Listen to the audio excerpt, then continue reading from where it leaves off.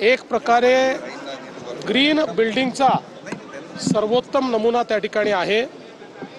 सर्व प्रकारचे green बिल्डिंगचे norms पूर्ण करणारी, या ठिकाणी निसर्गाचा संपूर्ण वापर करणारी, त्यासोबत एनर्जीचं कन्झर्वेशन करणारी आणि 100% जेवढी एनर्जी लागते तेवढी एनर्जी तयार करणारी अशा प्रकारची नेट झिरो बिल्डिंग ही महाऊर्जामध्ये आज तयार झाली। त्याचं उद्घाटन आम्ही केलेलं आहे। 2018 साली याचं काम सुरू केलं होतं। आज त्याचं उद्घाटन करताना मला अतिशय आनंद होतोय। आणि एवढंच नाही तर ऊर्जेच्या क्षेत्रात आणि अपारंपरिक ऊर्जेच्या क्षेत्रात महाराष्ट्राने अतिशय उत्तम काम केलेलं आहे।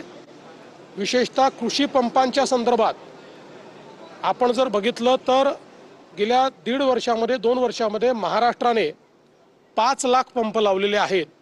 संपूर्ण देशामध्ये 4 लाख पंप लागले आणि एकट्या महाराष्ट्राने 5 लाख पंप लावलेले आहेत।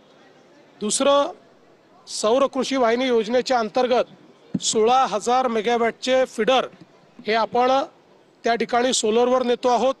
त्याचं काम अत्यंत वेगाने चाललेलं आहे। डिस्ट्रीब्युटेड पद्धतीनं हा एशियातला सगळ्यात मोठा प्रोजेक्ट आहे जो आपण 2026 पर्यंत पूर्ण करणार आहोत। एक अजून टार्गेट आहे की 2025च्या डिसेंबर पर्यंत प्रमुख सरकारी इमारती या सगळ्या सोलराइज झाल्या पाहिजेत। त्या दृष्टीने देखील काम चाललेलं आहे। एकूणच सोलर असेल, विंड असेल, या ठिकाणी हायड्रो असेल, अशा सगळ्या क्षेत्रात आणि हायड्रोजनच्या क्षेत्रात देखील आता महाराष्ट्राने भरारी घेतली आहे। तुम्ही म्हणल्याप्रमाणे काल लेखाचं उत्तर लेखाने दिलेलं आहे। फॅक्ट्स अँड फिगर्स सहित दिलेलं आहे। त्याच्यामुळे मला असं वाटतं की आता तरी राहुल गांधी अशा प्रकारचं बोलणं सोडतील।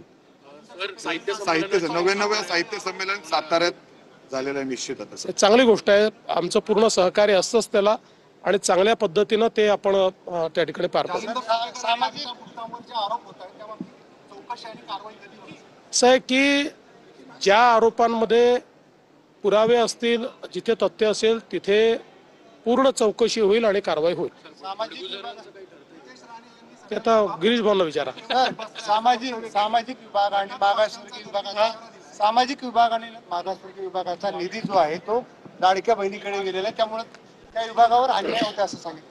आता मी हे तिसऱ्यांदा सांगतो आहे, केवळ जनतेने नाही माध्यमाने देखील समजून घेतलं पाहिजे की आपल्या बजेटच्या नॉर्म्समध्ये शेड्यूल कास्ट आणि शेड्यूल ट्राईब यांच्या वैयक्तिक लाभाच्या योजना त्यांच्या हेडखालीच दाखवाव्या लागतात। त्याची तरतूद ही त्या हेडखालीच करावी लागते आणि म्हणून अजितदादांनी बजेट मांडताना त्या हेडखाली ती तरतूद केली आणि आपल्या बजेटच्या भाषणात हे सांगितलं की आम्ही रेग्युलर तरतुदीपेक्षा किती जास्तीची तरतूद केलेली आहे आणि ती कशा करता वापरणार आहोत।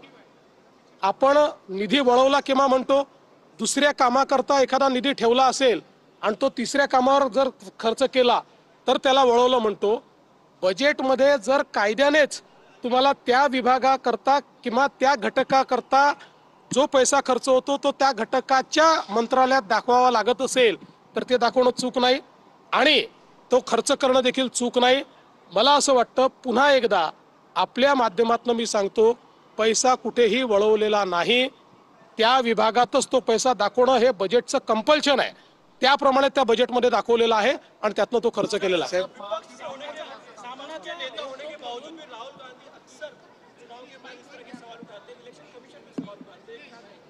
देखिए, मैं राहुल जी को इतना ही कहना चाहूँगा कि ताउम्र राहुल जी आप यही गलती करते रहे, धूल चेहरे पर थी और आईना पूछते रहे। टार्गेट केलं जातं सर। राजकीय लाभासाठी लष्कराच्या गणवेशाचा वापर केला गेला। सामना काय काय काय फार खोटं कोणाला सर्टिफिकेट देणारी संस्था आहे की काही त्यांनी खूप मोठं काही काम केलेलं आहे काय? हिंदू हृदय सम्राट शिवसेना प्रमुख बाळासाहेब ठाकरे होते तेव्हा सामना होता, आता काय? Thank you sir.